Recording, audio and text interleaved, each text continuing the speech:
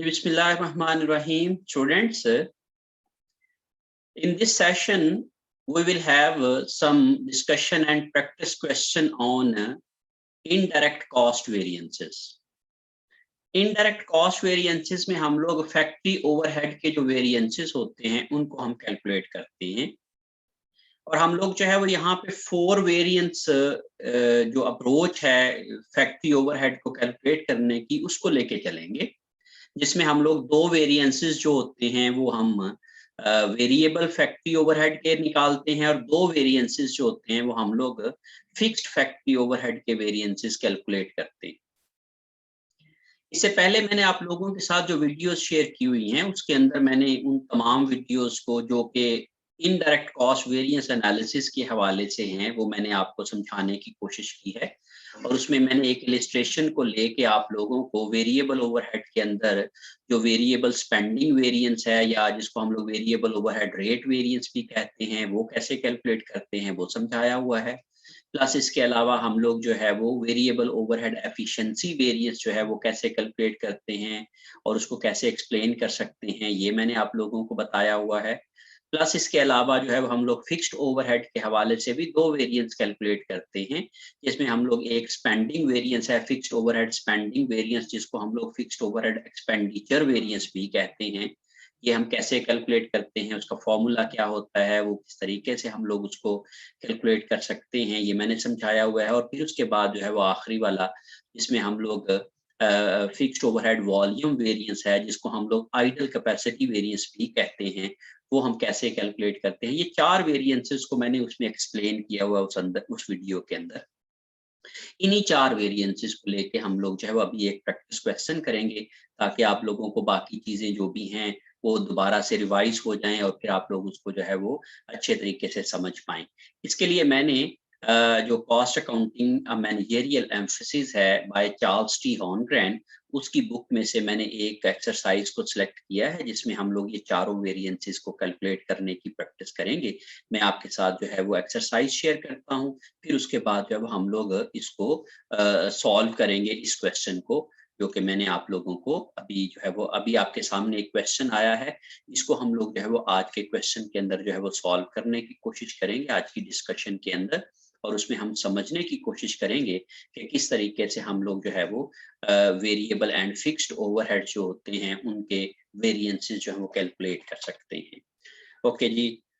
Meals on Wheels, MOW, Meals on Wheels operates a meal home delivery service. ये मील home delivery service जो है वो provide करता है, एक कंपनी है। It has agreements with 20 restaurants to pick up and deliver meals to customers who phone और fax orders to meals on wheel. जो ये 20 रेस्टोरेंट्स के साथ उनका जो है वो एक एग्रीमेंट है जो कि उनको सर्विस प्रोवाइड करते हैं ये लोग ना। तो ये जस्ट समझ लें जैसे हमारे यहाँ जो है वो फूड पैंडा है, बिल्कुल इसी तरह की एक बिजनेस है। Meals on wheels allocate variable and fixed overhead cost on the basis of delivery time.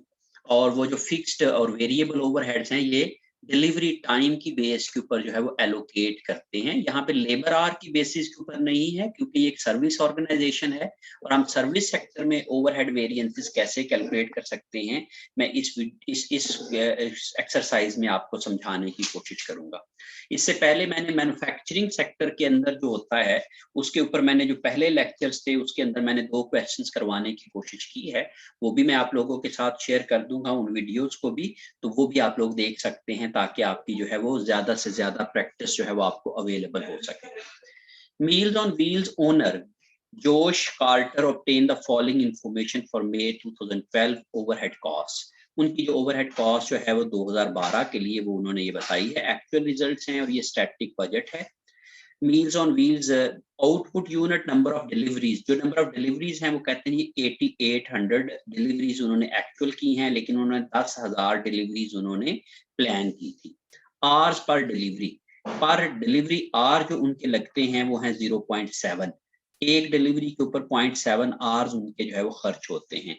Hours of delivery time, यहाँ पे उन्होंने टोटल आवर्स दे दिए हुए हैं बजटेड के। अब जरा गौर करें कि यहाँ पे उन्होंने पर आर डिलीवरी बजट की नहीं दी हुई, मीन के स्टैंडर्ड आर्स नहीं दिए हुए पर delivery, standard R per delivery नहीं दिए हुए, लेकिन टोटल दे दिए हैं।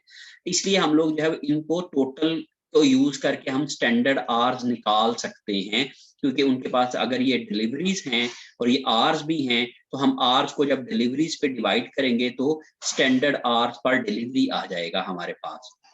इसी तरीके से यहाँ पे उन्होंने टोटल आवर्स नहीं दिए हुए, बजटेड आवर्स उन्होंने टोटल नहीं दिए हुए, तो हम यहाँ पे डिलीवरीज को मल्टीप्लाई करेंगे जब आप पर डिलीवरी आर के साथ, तो फिर हमारे पास टोटल भी निकल आएंगे। तो ये दो जो फिगर हैं, ये जो सेल खाली नजर आ रहे हैं आपको, ये हमारी मिसिंग फिगर हैं, जो हम इनको कैलकुलेट कर सकते हैं इसको इस वाली फिगर को इस पे डिवाइड करने से और इन दोनों फिगर्स को मल्टीप्लाई करने से। Variable overhead cost per hour of delivery time, यहाँ पे उन्होंने वेरिएबल कॉस्ट जो स्टैटिक बजटेड वेरिएबल कॉस्ट है ये हमें दे दी है, लेकिन एक्चुअल वेरिएबल कॉस्ट उन्होंने नहीं दी है, लेकिन उन्होंने total variable actual variable cost दे दी है, टोटल उन्होंने एक्चुअल कॉस्ट दे दी है। और उसको जब हम लोग डिलीवरी टाइम के ऊपर जो है वो आवर्स के ऊपर डिवाइड करेंगे तो पर आवर कॉस्ट भी आ जाएगी, इसलिए हम लोग ये वाली मिसिंग फिगर भी कैलकुलेट कर सकते हैं। उसके बाद फिक्स्ड ओवरहेड कॉस्ट 38,600 और 35,000 उन्होंने दे दी है, और इससे भी हम जो है वो क्या कर सकते हैं, उसकी पर आर रेट निकाल सकते हैं। तो ये इंफॉर्मेशन हमारे गिवन है। तो उन्होंने कि compute spending and efficiency variance for manufacturing overhead, sorry, meals on wheels variable overhead in May 2012। मई 2012 के लिए जो उनकी वेरिएबल ओवरहेड के लिए जो दो वेरिएंसेस होते हैं, स्पेंडिंग एंड एफिशिएंसी वेरिएंस, ये आप लोग कैलकुलेट करें। ये आप लोग किस तरीके से कैलकुलेट करेंगे, मैं आप लोगों के साथ जो है वो इसका सॉल्यूशन जो है वो आपके सामने करूंगा। हम लोग जो है इसको सॉल्व करने की कोशिश करते हैं। यहाँ पे ये है जी हमारे पास एक्सरसाइज है, एक्सरसाइज मैं देख लेता हूँ जी इसका नंबर क्या है। This is exercise number 24। ये 824 एक्सरसाइज है हमारी, तो मैं इसको लिख लेता हूँ जी, एक्सरसाइज 824। और रिक्वायरमेंट नंबर 1 में हमने मालूम करना है वेरिएबल ओवरहेड्स स्पेंडिंग वेरिएंस, और दूसरा हमने मालूम करना है वेरिएबल ओवरहेड एफिशिएंसी वेरिएंस। ये दो हम लोगों ने वेरिएंस मालूम करने हैं। अब इन दोनों का जो प्लस होता है वो हम लोग टोटल वेरिएबल ओवरहेड वेरिएंस कहते हैं, उसको हम आखिर में जाके मालूम करेंगे। अच्छा जी, वेरिएबल ओवरहेड स्पेंडिंग वेरिएंस को ही वेरिएबल ओवरहेड रेट वेरिएंस भी कहते हैं। ये वेरिएबल ओवरहेड रेट वेरिएंस भी कहलाता है, और इसी तरीके से ये वेरिएबल ओवरहेड यूजेज वेरिएंस भी कहलाता है। इसको normally efficiency variance is better term, इसलिए हम लोग इसको वेरिएबल ओवरहेड यूजेज वेरिएंस या वेरिएबल ओवरहेड एफिशिएंसी वेरिएंस दोनों कह सकते हैं, लेकिन बेटर है कि एफिशिएंसी वेरिएंस। ओके, अब इसको कैलकुलेट करने का फॉर्मूला क्या होता है। देखिए बेटे, इसको कैलकुलेट करने का मतलब ये होता है कि हमने दोनों रेट का फर्क लेना है। तो आप लोग जो है वो लिखेंगे, जब इसका फॉर्मूला आप लिखेंगे तो ये होगा जी actual variable rate minus standard variable rate into multiply by करेंगे एक्चुअल डिलीवरी टाइम या delivery hours, actual delivery hours, क्योंकि यहाँ पे हमारे पास मैन्युफैक्चरिंग आवर्स नहीं है, यहाँ पे डिलीवरी आवर्स हैं, इसलिए मैंने डिलीवरी आवर्स लिख दिया है। अदरवाइज आप एक्चुअल आवर्स भी लिखेंगे तो it would be equally good. अब इसके बाद इसमें से अगर मैं इन दोनों को मल्टीप्लाई करके अलग-अलग करूंगा, या मैं इसको ऐसे करता हूं कि थोड़ा सा इसको बाद में लिखता हूं, ये बेसिकली जो है ये फर्क होगा हमारे पास एक्चुअल जो है वो actual variable overheads minus standard variable overheads for actual deliveries. Actual deliveries के लिए जो स्टैंडर्ड वेरिएबल ओवरहेड्स हैं वो कितने हैं। अब इसके लिए ये जो फॉर्मूला होता है इसको अगर मैं हल करता हूं तो ये होता है जी actual variable rate multiply by actual hours delivery hours minus standard variable rate multiply by actual delivery hours. तो ये बेसिकली क्या है, इन दोनों की कैलकुलेशन है। ये मैंने जो आप लोगों के साथ वीडियो शेयर की उसमें बड़े डिटेल से मैंने इसको एक्सप्लेन किया हुआ कि ये फॉर्मूला हम कैसे डेवलप कर सकते हैं और उसको किस तरीके से हम लोग शॉर्ट कर सकते हैं। अब इन दोनों में से आप जरा गौर करें कि एक्चुअल आवर्स और एक्चुअल आवर्स दोनों में कॉमन है और जो फर्क आ जाता है वो है एक्चुअल वेरिएबल रेट और standard variable rate. Actual variable rate minus standard variable rate into actual hours, ये आप लिखेंगे। जो मैंने आपको पहले फॉर्मूला लिख के बताया था वो बेसिकली इस तरीके से फॉर्मूला ड्राइव हुआ था। तो ये हम लोग जब इस तरीके से डायरेक्ट फॉर्मूला लिख के इसमें वैल्यूज लिखेंगे तो हमारा आंसर आ जाएगा।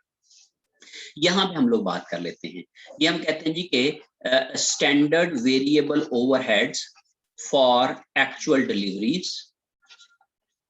एक्चुअल डिलीवरीज के लिए स्टैंडर्ड वेरिएबल ओवरहेड्स और माइनस जो है वो माइनस क्या हो जाएगा इसमें से जो है वो स्टैंडर्ड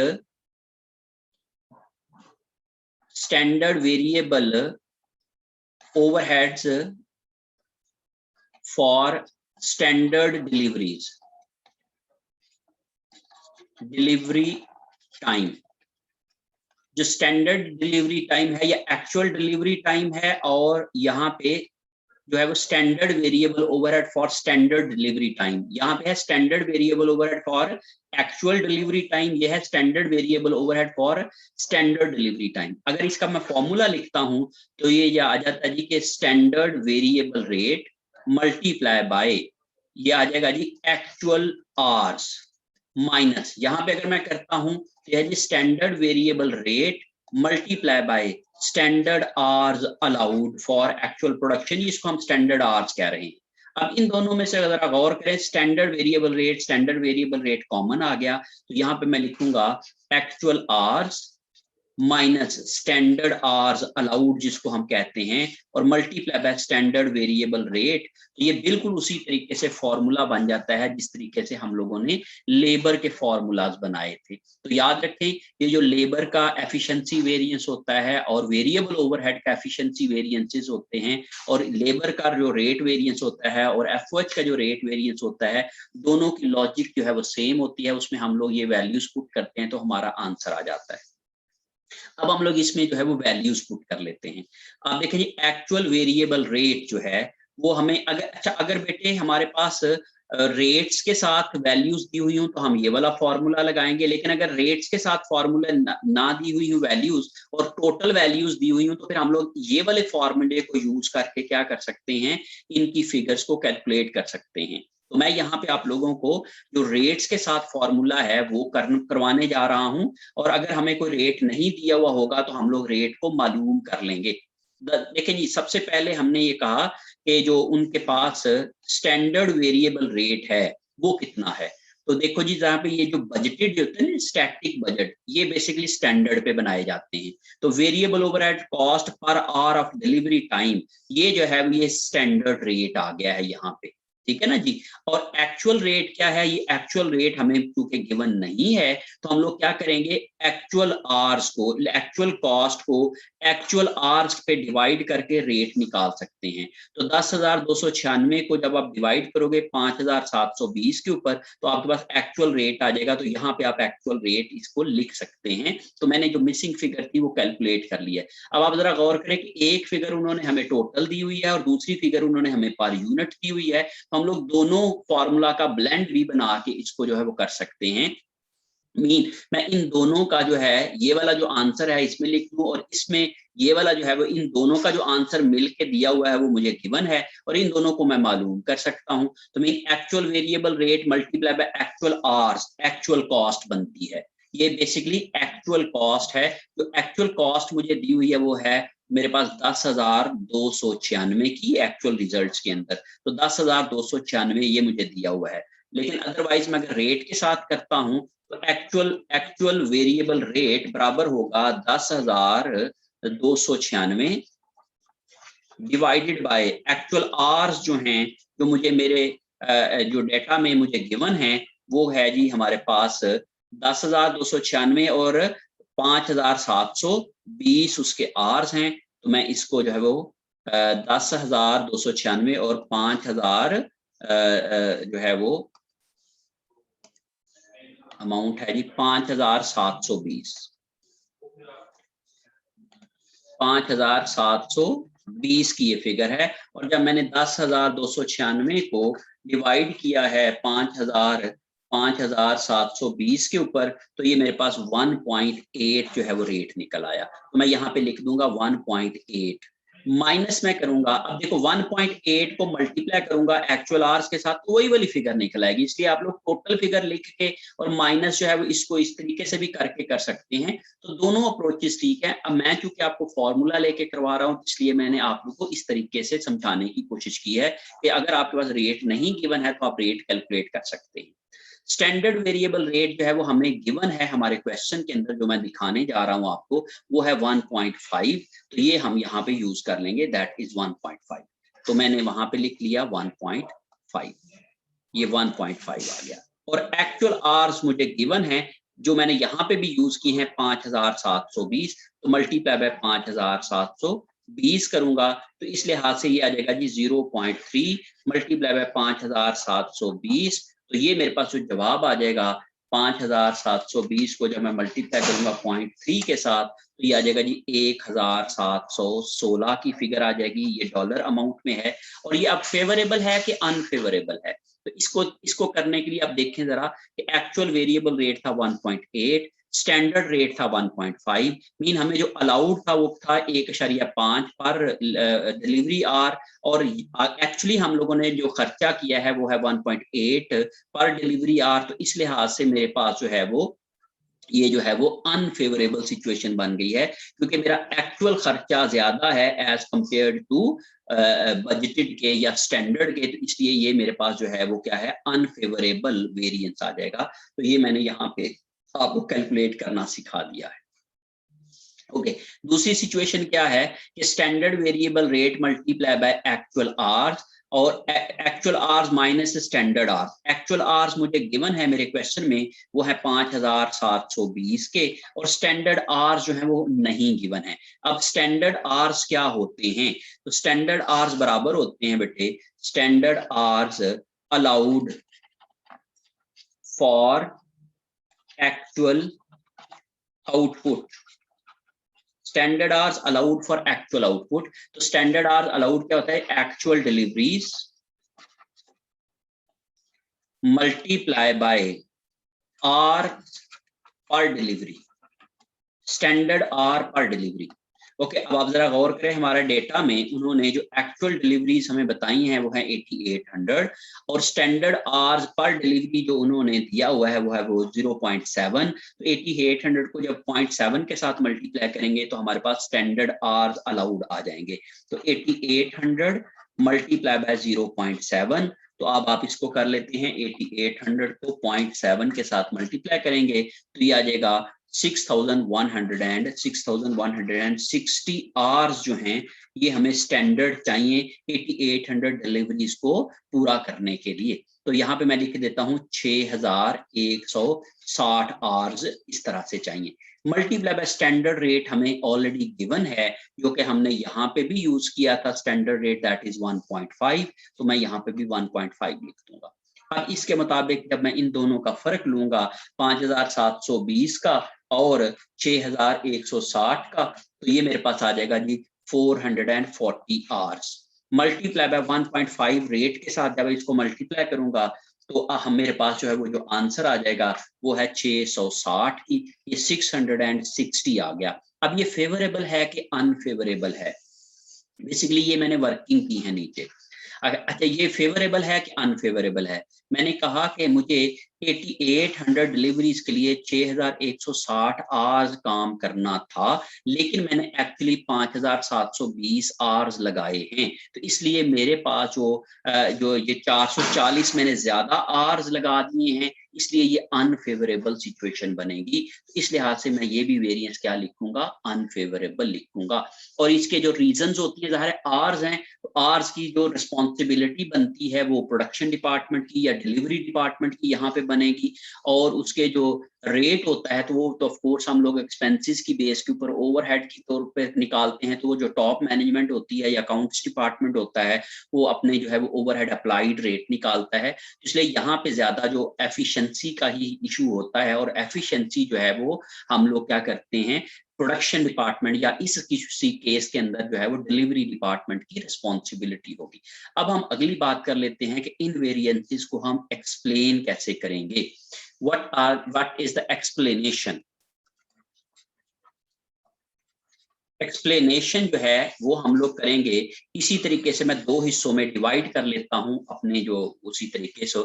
यहाँ पे हम लोग जाएगी वेरिएबल ओवरहेड स्पेंडिंग वेरिएंस को हम कैसे करेंगे एक्सप्लेन, और वेरिएबल ओवरहेड जो है वो एफिशिएंसी वेरिएंस को हम कैसे एक्सप्लेन करेंगे। ओके जी, अब इसमें ये देखें जी कि आप जरा गौर करें कि वेरिएबल ओवरहेड जो स्पेंडिंग वेरिएंस था दैट इज अनफेवरेबल 1716 से। Variable overhead spending variance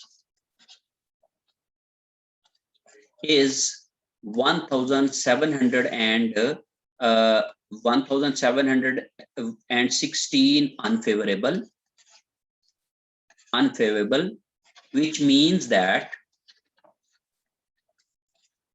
the company has overexpensed their variable overheads, over expense किया है। This over expensing of variable overhead is due to extra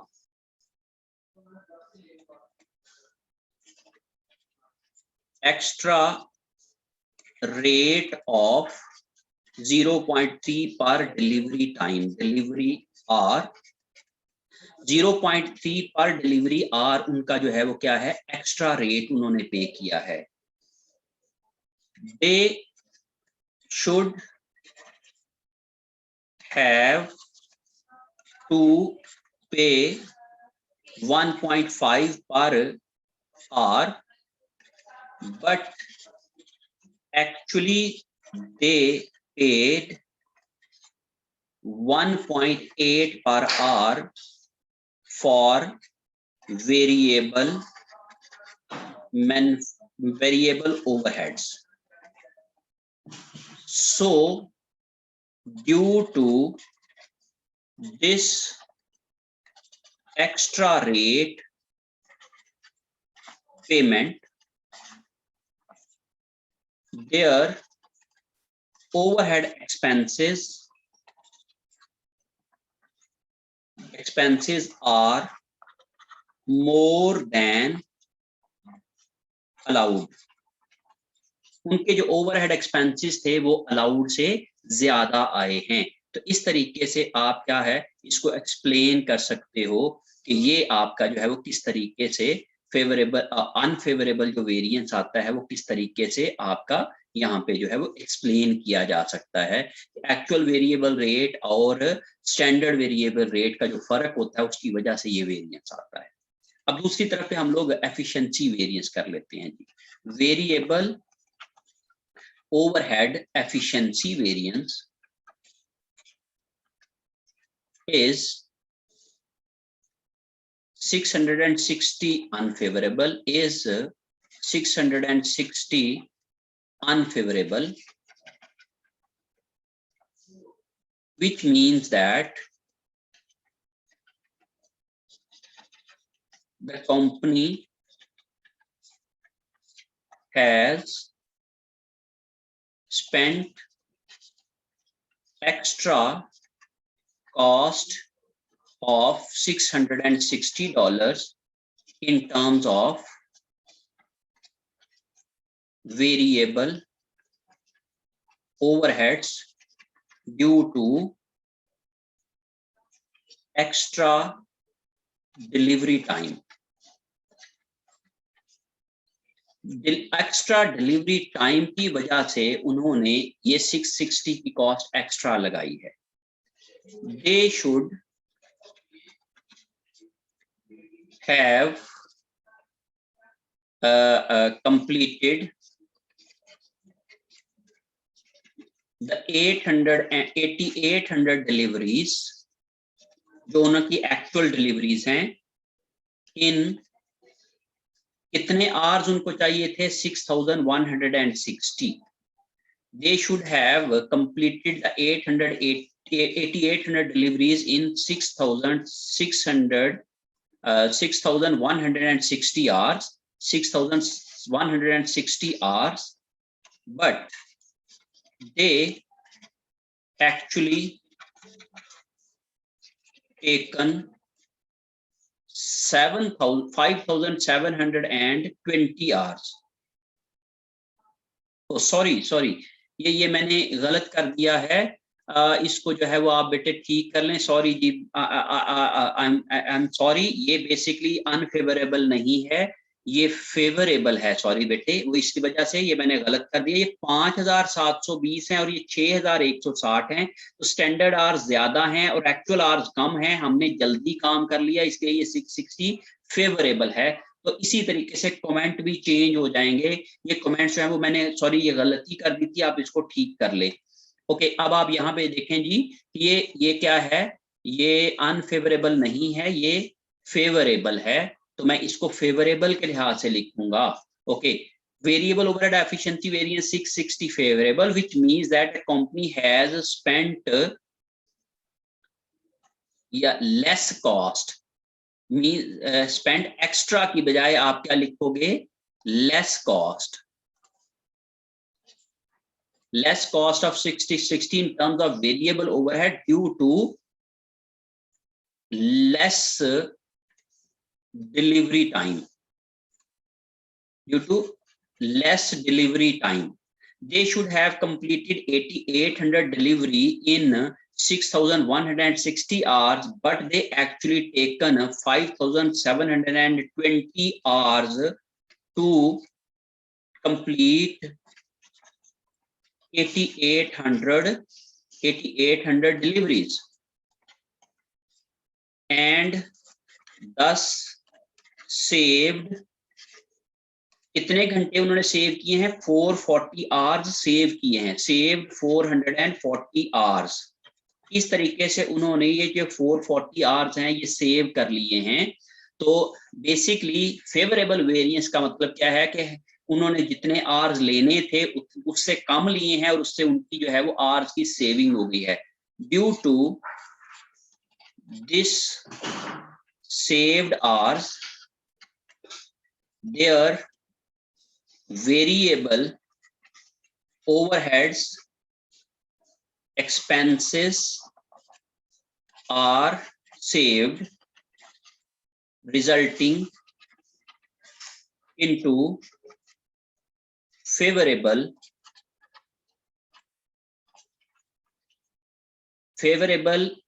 efficiency variance of variable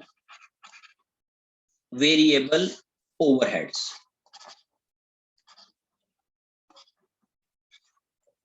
इस तरीके से बेटे आप क्या कर सकते हो? इसकी एक्सप्लेनेशन दे सकते हो, आप इसको एक्सप्लेन कर सकते हो. तो आप काइंडली जो है वो इस चीज को जो है वो नोट कर लें कि ये जो है वो फेवरेबल किस तरीके से आप एक्सप्लेन करोगे और अनफेवरेबल आप किस तरीके से एक्सप्लेन करोगे. तो इस तरीके से आपकी जो रिक्वायरमेंट नंबर 1 है वो कंप्लीट हो जाती है. अब हम ये देख लेते हैं कि रिक्वायरमेंट नंबर हमारे क्वेश्चन की रिक्वायरमेंट नंबर 2 क्या है कि जो भी उन्होंने हमें कहा था वो हमने मालूम कर लिया है। Compute the spending variance and production volume variance for MOVW's fixed overhead in 2012. अब हम लोगों ने फिक्स्ड ओवरहेड वेरिएंस एनालिसिस करना है, तो उसके लिए में हम लोग जो है वो फिर सॉल्यूशन करते हैं इसका। यहाँ पे हम हमारे पास जो है वो रिक्वायरमेंट नंबर 2 है इसकी। इसमें हम लोगों ने fixed overheads variance analysis,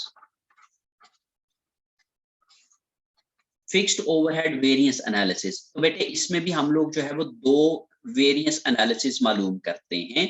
number 1 पहला हम लोग वेरिएंस करते हैं फिक्स्ड ओवरहेड स्पेंडिंग वेरिएंस, इसी को ही हम लोग फिक्स्ड ओवरहेड एक्सपेंडिचर वेरिएंस भी कहते हैं। दूसरा हम लोग जो है इसमें कैलकुलेट करते हैं फिक्स्ड ओवरहेड वॉल्यूम वेरिएंस। ये बेसिकली जो हमने सेल्स वॉल्यूम वेरिएंस पढ़ा था ये उससे अलग है, ये फिक्स्ड ओवरहेड का वॉल्यूम वेरिएंस है, ये प्रोडक्शन वॉल्यूम वेरिएंस भी कहते हैं इसको, या फिर हम लोग इसको आइडल कैपेसिटी वेरिएंस का भी नाम देते हैं, आइडल कैपेसिटी वेरिएंस का भी नाम देते हैं। अब हम लोग क्या करते हैं इसको कि फिक्स्ड ओवरहेड जो स्पेंडिंग वेरिएंस है या एक्सपेंडिचर वेरिएंस है और फिक्स्ड ओवरहेड वॉल्यूम वेरिएंस है, इनके फॉर्मूलाज लिख लेते हैं। Fixed overhead spending variance basically ये डिफरेंस होता है हमारे पास, नंबर 1 ये पहले कॉस्ट होती है हमारे पास जो actual fixed overheads, actual fixed overheads, और दूसरा जो इसका फर्क होता है वो होता है हमारे पास जो है वो budgeted fixed overheads, budgeted fixed overheads. Actual fixed overhead और बजटेड फिक्स्ड ओवरहेड का जो फर्क होता है इसको हम लोग स्पेंडिंग वेरिएंस कहते हैं। अब ये जो बजटेड फिक्स्ड ओवरहेड है इसको प्लान्ड फिक्स्ड ओवरहेड भी कहते हैं, जो हम लोग, या इसको हम लोग स्टैटिक बजट भी कहते हैं, जो हम लोगों ने शुरू में प्लान किया था स्टैटिक बजट फिक्स्ड ओवरहेड भी कहते हैं। तो ये डिफरेंट नेम्स यूज हो सकते हैं। अब ये जो फर्क होता है ये होता है जो प्लान्ड फिक्स्ड ओवरहेड्स, या इसको हम लोग बजटेड फिक्स्ड ओवरहेड भी कहते हैं, और माइनस होता है standard fixed overhead for actual output. Actual output के लिए जो स्टैंडर्ड फिक्स्ड ओवरहेड होते हैं ये हम लोग यहाँ पे लिखते हैं, या दूसरा नाम इसका जो है वो applied fixed overheads, applied fixed overhead भी इसको जो है वो हम लोग कहते हैं for standard hours. Applied fixed overhead for standard hours, ये बेसिकली क्या है, ये एक फिगर होती है और ये वाली जो है वो दूसरी फिगर है, और ये दोनों में ये है ना, ये वाले जो हमारे पास वेरिएंसेस है इनमें ये वाली जो दरमियान वाली फिगर है वो ये कॉमन होती है। नॉर्मली जो दो हमारे पास ब्रेकअप होते हैं उनमें दरमियान वाली फिगर कॉमन होती है। अच्छा, अब एक्चुअल FOH जो होते हैं ये हमारे पास, जो हम लोग अगर इसको मालूम करना चाहें तो होता है जी actual fixed rate multiply by actual hours worked minus, इसको जो है वो हम लोग माइनस करेंगे बजटेड एक्चुअल, सॉरी इसको हम माइनस करेंगे, एक मिनट जी, budgeted fixed rate multiply by budgeted hours, budgeted fixed rate multiply by budgeted hours. इन दोनों में कोई भी चीज कॉमन नहीं निकलती, आप याद रखिएगा। बाकी सारे फॉर्मूलाज में कॉमन निकल आता है, लेकिन सिर्फ ये एक फॉर्मूला होता है जिसमें ये चीज कॉमन नहीं निकलती है। बाकी जो भी आपको स्टैंडर्ड मैंने समझाया था, एक मॉडल था वेरिएंस एनालिसिस के लिए, वो हम लोग जो है वो यहाँ पे यूज नहीं कर सकते हैं। इसके लिए हमें ये फॉर्मूला इसी तरीके से लिखना पड़ता है। अच्छा जी, अब आप यहाँ पे एक्चुअल फिक्स्ड रेट, ये हम देख लेते हैं कि हमें जो इंफॉर्मेशन गिवन है वो किस तरीके से दी गई है और हम लोग उसको यूज करके कैसे हम लोग अपनी जो है वो कैलकुलेशन कर सकते हैं। तो यहाँ पे बेटे हमारे पास जो एक्चुअल रेट गिवन है, वो एक्चुअल देखे बेटे, एक्चुअल सिर्फ दी हुई है और स्टैटिक बजटेड अमाउंट दी हुई है, हमें रेट्स नहीं दिए हुए, हमें टोटल अमाउंट्स दे दी गई हैं। अब इससे आप रेट भी निकाल सकते हो, जैसे 38,600 को 5,720 पे डिवाइड करोगे तो रेट निकल आएगा। 35,000 को जब आप लोग जो है वो इसकी जो स्टैंडर्ड आवर्स हैं उनके ऊपर डिवाइड करोगे तो इसका भी रेट निकल आएगा, स्टैंडर्ड रेट निकल आएगा। वैसे तो हमें यहाँ पे स्टैंडर्ड रेट जो है वो डिलीवरी टाइम जो है वो उन्होंने दिया हुआ है कि ये 0.7 है, लेकिन यहाँ पे जो इसका जो रेट निकलेगा, फिक्स्ड ओवरहेड कॉस्ट इसकी दे दी हुई है, और इसके जो आवर्स बनेंगे, ये 10,000 मल्टीप्लाई बाय 0.7 करोगे तो 7,000 आवर्स बनेंगे। 35,000 को 7,000 पे डिवाइड करोगे तो आपके पास इसका भी रेट आ जाएगा। लेकिन मैं यहाँ पे आपको कैलकुलेशन जो है वो टोटल फिगर्स लेके करवाना चाहूंगा, क्योंकि हमने पहले रेट निकाल के फिगर्स कैलकुलेट करना सीख ली थी। अब एक्चुअल फिक्स्ड कॉस्ट हमें गिवन है हमारे क्वेश्चन के अंदर, मैं इसको यहाँ पे यूज कर लेता हूँ 38,600। तो मैं यहाँ पे लिख लेता हूँ जी 38,600 की कॉस्ट है, और ये वाली कॉस्ट भी हमें गिवन है जो कि हमने यहाँ पे अपने क्वेश्चन के अंदर जो स्टैटिक बजट था उसके अंदर ये है 35,000 की, तो ये मैं वहां पे लिख लेता हूँ। इन दोनों का जो फर्क होगा ये 35,000 की, और इन दोनों का जो फर्क है ये मेरे पास आ जाता है बराबर इसके इज इक्वल टू 38,600 और 35,000, तो ये आ जाएगा 3,600 की जो फिगर है ये आ जाएगी। और ये फेवरेबल है कि अनफेवरेबल है, तो एक्चुअल FOH जो है वो ज्यादा है as compared to budgeted FOH के। जब बजट हमने 35,000 के किए थे, एक्चुअली हम लोगों ने खर्चा जो है वो 38,600 का कर दिया है, तो इसलिए हमारे पास जो है वो ये अनफेवरेबल सिचुएशन आएगी, तो ये वाला वेरिएंस अनफेवरेबल है।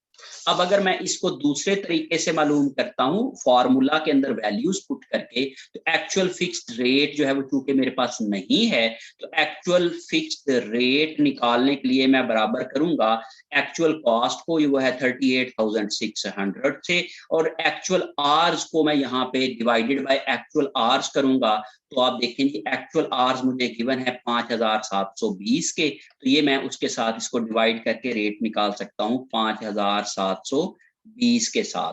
तो ये 38,600 डिवाइडेड बाय 5,720, तो ये मेरे पास आ जाएगा 6.748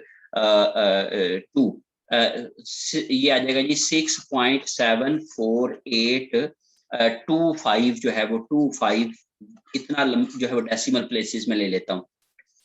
अब इसमें देखें जी कि ये एक्चुअल फिक्स रेट आ जाए 6.74825 मल्टीप्लाई बाय एक्चुअल आवर्स हैं 5,720, और इनको जब मैं मल्टीप्लाई करूंगा तो फिर वही वाली फिगर 38,600 की आ जाएगी, तो मैंने डायरेक्ट यहाँ पे लिख के भी आपको समझाने की कोशिश की है।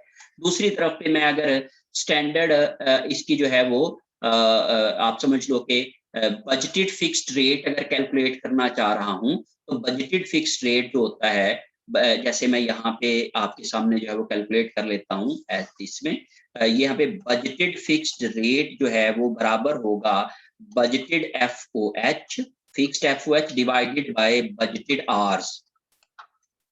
ओके देखो बेटे, बजटेड फिक्स्ड FOH दिए हुए हैं आपको 35,000 के, यहाँ पे जो लिखे हुए हैं, डिवाइडेड बाय आप इसके आवर्स अगर आप कैलकुलेट करते हो तो बजटेड आवर्स बेटे आपके पास आएंगे, ये 10,000 आपने आउटपुट हैं, डिलीवरीज हैं, और एक डिलीवरी के ऊपर 0.7 आवर्स लगते हैं, जिससे आप जब मल्टीप्लाई करोगे 10,000 को 0.7 से तो ये 7,000 आ जाएगा। तो इसको आप लोग जो है वो यूज करेंगे अपने बजटेड आवर्स के ऊपर। जब आप लोग इसको 10,000 को जो है मल्टीप्लाई करेंगे 0.7 के साथ, तो आपके पास बजटेड आवर्स आ जाएंगे। तो मैं यहाँ पे लिखने जा रहा हूँ, यहाँ पे है 10,000 मल्टीप्लाई बाय 0.7, तो ये बराबर आ जाएगा 35,000 डिवाइडेड बाय 7,000, तो ये बराबर आ जाएगा 5 पर यूनिट जो है वो 5 हमने क्या किया है, पर आवर हमारे पास रेट निकल आता है। तो अगर मैं यहाँ पे इन फिगर्स को जो है वो क्या करता हूँ, पुट करता हूँ यहाँ पे अपनी इक्वेशन के अंदर, ये वाली जो मैंने अभी बताई है, तो इसमें अगर मैं पुट करूंगा इस इक्वेशन के अंदर, तो देखिए जी स्टैंडर्ड रेट मैंने निकाला है 5 और जो आवर्स मैंने निकाले हैं वो है 7,000। तो इन दोनों को जब मैं मल्टीप्लाई करूंगा तो वही वाला जो है वो 35,000 की ही फिगर आएगी। तो इस तरीके से आप क्या कर सकते हो कि ये वाली फिगर जो है वो आप देखो कि मैंने वहां पे यूज की है। मैं इसको इस तरीके से पूरे एक स्टेप ऐड करके भी क्वेश्चन कर सकता था और डायरेक्ट लिख के भी मैं इसके क्वेश्चन को जो है वो सॉल्व कर सकता हूँ। तो ये बेसिकली आपका तरीका है ये वाले क्वेश्चन को सॉल्व करने का। अब यहाँ पे मैं कहता हूँ बजटेड एफओएच जो है वो मुझे ऑलरेडी दिए गए हैं, ये बजटेड एफओएच हैं, कि मैं 35,000 यहाँ पे लिख देता हूँ। या दूसरा तरीका भी इसके साथ जो है वो मैं आप लोगों के साथ शेयर कर लेता हूं कि बजटेड एफओएच का मैं फॉर्मूला लिख लेता हूं। इसका फॉर्मूला बनता है actual fixed budgeted fixed rate.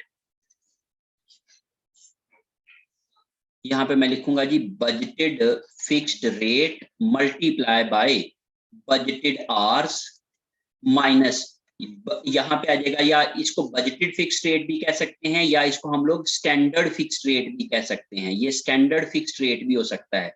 यहाँ पे standard fixed rate multiply by standard hours allowed, standard hours allowed for actual output, जो हम लोगों ने पिछले वाली भी क्वेश्चन में कैलकुलेट किए थे। Standard hours allowed 8800 multiply by 0.7 किया तो 6160 आ गए थे।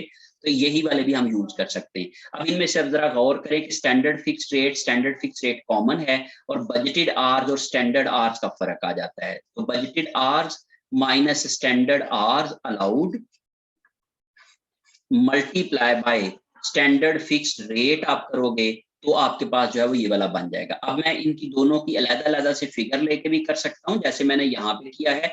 यहाँ पे मैं करूंगा 35,000 लिख दूंगा और उसके बाद इसको जो है वो स्टैंडर्ड फिक्स्ड रेट मेरे पास ऑलरेडी जो है वो गिवन है या मैंने मालूम कर लिया है। यहाँ पे standard fixed rate that is 5 और मैं स्टैंडर्ड आवर्स अलाउड जो है उसके साथ मल्टीप्लाई कर लूंगा। तो बजटेड आवर्स थे मेरे पास जो अभी मैंने यहाँ पे कैलकुलेट किए हैं वो हैं जी 7,000 और स्टैंडर्ड आवर्स अलाउड जो थे जो मैंने पिछले वाली कैलकुलेशन में कैलकुलेट किए थे 6,160। तो यहाँ पे 6,160 और मल्टीप्लाई कर दूंगा स्टैंडर्ड रेट के साथ दैट इज 5 पर यूनिट, जो मैंने यहाँ पे आप लोगों को स्टैंडर्ड रेट को कैलकुलेट करना बताया है। या मैं इसको जो है वो अगर आपको दोबारा से स्टैंडर्ड रेट बराबर होगा इसके बराबर स्टैंडर्ड जो है वो स्टैंडर्ड रेट बराबर होगा जो स्टैंडर्ड फिक्स्ड रेट की बात कर रहे हैं ना हम लोग, तो स्टैंडर्ड या budgeted fixed overheads divided by जो है वो स्टैंडर्ड या बजटेड आवर्स स्टैंडर्ड हैं 35,000 के और जो बजटेड आवर्स थे वो मैंने यहाँ पे आपको बताया है कि 10,000 यूनिट बनाने थे और 0.7 एक यूनिट के ऊपर आते हैं, तो ये 7,000 उसके बजटेड आवर्स थे। तो इस तरीके से आपके पास 5 पर यूनिट निकलता है जो मैंने यहाँ पे भी कैलकुलेट किया है। ये स्टैंडर्ड रेट आप इस तरीके से निकाल सकते हैं। इन दोनों का जो फर्क आएगा 7,000 का और 6,160 का, ये आ जाता है जी 840 840। जब आप 840 को 5 से मल्टीप्लाई करेंगे तो आपके पास जो आ जाएगा 4200 आपका जो है ये वेरिएंस आ गया। अब ये फेवरेबल है कि अनफेवरेबल है? अगर तो बेटे बजटेड आवर्स ज्यादा हैं और अलाउड आवर्स कम हैं, बजटेड आवर्स ज्यादा हैं और एक्चुअली जो आपने काम किया है उसमें आपके जो उसके लिए जो आवर्स यूज हो रहे थे वो आपने अगर कम किए हैं, तो इसका मतलब ये हुआ कि आपने अपने बजटेड आवर को वेस्ट कर दिया है, आपने बजटेड आवर को पूरा इस्तेमाल नहीं किया है, आपने अपनी कैपेसिटी को वेकेंट छोड़ दिया है, अपनी कैपेसिटी को पूरा यूटिलाइज नहीं किया है। तो इस लिहाज से आपका ये जो है वो बेसिकली क्या आ जाएगा, बजटेड आर जब आपके ज्यादा होंगे अलाउड स्टैंडर्ड आर से, तो फिर ये अनफेवरेबल सिचुएशन हो जाएगी। बजटेड आर जब आपके स्टैंडर्ड आर से ज्यादा होंगे तो फिर आपकी अनफेवरेबल होगी, और अगर बजटेड आर्स कम होंगे और स्टैंडर्ड आर्स ज्यादा, काम आपने ज्यादा किया होगा, तो ये आपका जो है वो फेवरेबल सिचुएशन बनेगी। तो इस तरीके से आप क्या कर सकते हो, इसको इंटरप्रेट कर सकते हो, इसको कैलकुलेट कर सकते हो। और इसकी जो इंटरप्रिटेशन है वो क्या हो सकती है कि आपने क्या किया था कि प्लान किए थे 7000 आवर्स, लेकिन आपने काम किया है 6160 आवर्स का, इसलिए आपने जो 840 आवर्स हैं वो आपने क्या कर दिए हैं, वेस्ट कर दिए हैं, आपने उसको यूटिलाइज नहीं किया है। मीन आपकी जो फैक्ट्री है वो अंडर यूटिलाइज्ड रही है। जब आपकी अंडर यूटिलाइज्ड होगी तो उसकी वजह से आपका जो है वो आपकी कैपेसिटी पूरी तरह से यूज नहीं हुई है, आपने अपनी कैपेसिटी को आइडल छोड़ दिया है, और ये आइडल कैपेसिटी की वजह से हमारी कॉस्ट बढ़ सकती है, बढ़ जाती है, इसलिए ये हमारी क्या है, अनफेवरेबल सिचुएशन है। अगर हमें यही वाले देखिए, हमने जो प्लान किए थे यूनिट्स, अगर आप जरा गौर करें आप यहाँ पे कि हमने जो प्लान किए थे यूनिट्स वो थे बेटे 10,000 के, एक्चुअली हमने की हैं डिलीवरीज 8,800 की। तो मीन हमने जो अपनी कैपेसिटी थी 1200 डिलीवरीज की वो हमने जाया कर दी है, और वो जो जाया की है ये बेसिकली हमारी अनफेवरेबल सिचुएशन है। तो इस तरीके से आप इसको जो है वो अनफेवरेबल लिख सकते हैं, और इसको एक्सप्लेन भी कर सकते हैं कि ये क्यों अनफेवरेबल है। बिकॉज हमने जो अपनी कैपेसिटी जाया की है उसकी वजह से हमारी पर यूनिट कॉस्ट इंक्रीज कर जाएगी, और जो पर यूनिट कॉस्ट जब इंक्रीज करती है तो ये कंपनी के लिए अनफेवरेबल सिचुएशन होती है। तो इसलिए अगर आप जरा गौर से देखेंगे इसको, तो आपके पास अगर एक्चुअल आउटपुट जो है, एक्चुअल आउटपुट अगर ग्रेटर देन होगी बजटेड आउटपुट से, ओके, और इससे क्या हो जाएगा जी, जो आपके एक्चुअल आवर्स जो हैं वो क्या होंगे, एक्चुअल आउटपुट अगर आपकी ज्यादा होगी बजटेड आउटपुट से, तो इससे आपके क्या आ जाएंगे जी, जो जो आपकी बेसिकली क्या है, आपने अपनी अंडर यूटिलाइज्ड है।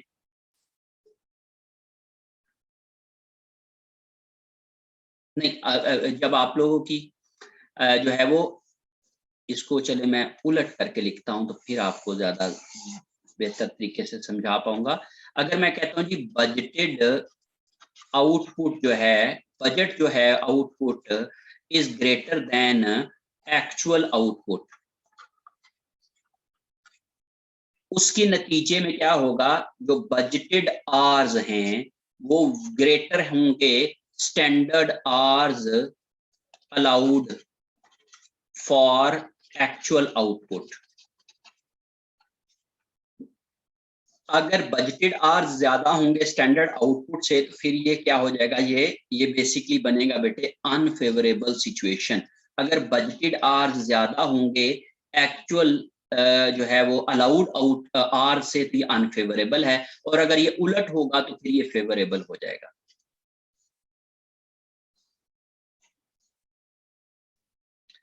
अच्छा जी, आप बेटे फिर इसको जो है वो, जो मैंने वीडियो आपके साथ शेयर की थी उसके अंदर मैंने बड़ा डिटेल में इसको समझाया हुआ है, आप लोग जो है वो वहां से इसको देखेंगे और इसको समझने की कोशिश कर सकते हैं उसमें भी। और अगर हमारे पास ये सिचुएशन होती है तो याद रखिएगा हमेशा ये वाला वेरिएंस अनफेवरेबल आता है, और अगर इससे उलट हो जाती है तो फिर ये फेवरेबल हो सकता है, रिवर्स सिचुएशन में ये फेवरेबल हो सकता है। और इसकी वजह क्या होती है कि हम अपनी कैपेसिटी को जब पूरा यूटिलाइज नहीं कर पाते हैं तो हमारे पास जो है ये फेवरेबल और अनफेवरेबल की सिचुएशन बनती है। अगर हम एक्चुअल आउटपुट ज्यादा करेंगे और उससे हमने अपनी कैपेसिटी को ओवर यूटिलाइज कर लिया है तो फेवरेबल सिचुएशन है, और अगर हम एक्चुअल प्रोडक्शन को कम करेंगे तो हमने अपनी कैपेसिटी को अंडर यूटिलाइज रखा है, तो ये हमारे पास अनफेवरेबल सिचुएशन होती है। क्योंकि अनफेवरेबल की सूरत में हमारी पर यूनिट कॉस्ट इंक्रीज कर सकती है, और फेवरेबल की सूरत में हमारी पर यूनिट कॉस्ट जो है वो डिक्रीज हो सकती है। मीन हम ज्यादा यूनिट के ऊपर जब एफओएच जो फिक्स एफओएच हैं जब एलोकेट करेंगे, व्हेन मोर प्रोडक्शन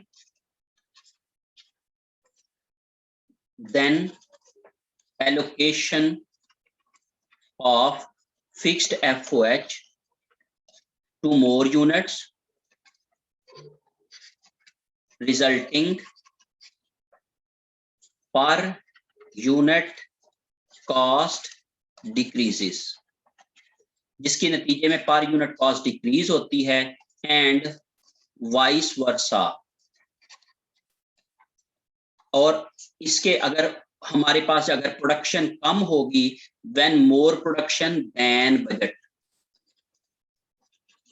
जब हमारे पास एक्चुअल प्रोडक्शन जो है वो ज्यादा होगी बजट से, तो हमारे पास जो है वो एफओएच मोर यूनिट्स के ऊपर एलोकेट होंगे, मोर यूनिट्स में डिवाइड होंगे, जिसकी वजह से हमारी जो पर यूनिट कॉस्ट डिक्रीज करेगी। तो ये बेसिकली क्या है, फेवरेबल सिचुएशन है। और जब हमारे पास जो एक्चुअल प्रोडक्शन है वो कम होगी बजट से, तो उस सूरत में हमारे पास जो है वो जो एफओएच कॉस्ट है वो कम यूनिट पे एलोकेट होगी, और उसकी वजह से हमारी जो यूनिट कॉस्ट है वो इंक्रीज कर जाएगी, जिसकी वजह से हमारी अनफेवरेबल सिचुएशन होगी, वाइस वर्सा जो है वो अनफेवरेबल होगी।